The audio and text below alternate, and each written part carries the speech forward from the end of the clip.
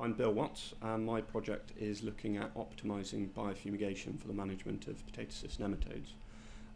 So really what I'm looking at is the effect of soil moisture on the release of gases from incorporated chopped up biofumigants, and the actual effect of chopping biofumigants, so the chop length and the pulpiness of the incorporated material, and just trying to measure how effective that material is at reducing nematodes and how much more effective it is than sort of less specialist methods. I'm going to be conducting glasshouse experiments and some in vitro studies as well,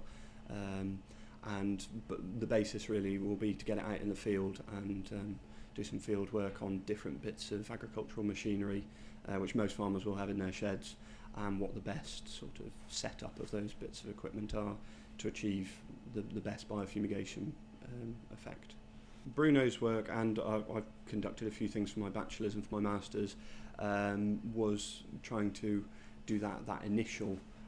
part of biofumigation, so what are the best varieties, when's the best time to be growing them, and we've learnt a lot from that. So my project is now taking one of the most successful varieties and putting it into the autumn,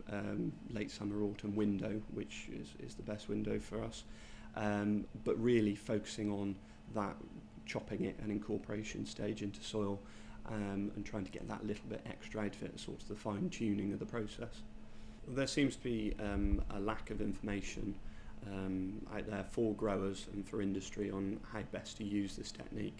So lots of people are trying it, and they're having sort of different successes, some not so successful. My work really is going to be looking at the correct or the best equipment to be used for macerating and incorporating this material into soil, and the optimum soil moisture conditions for doing this. We have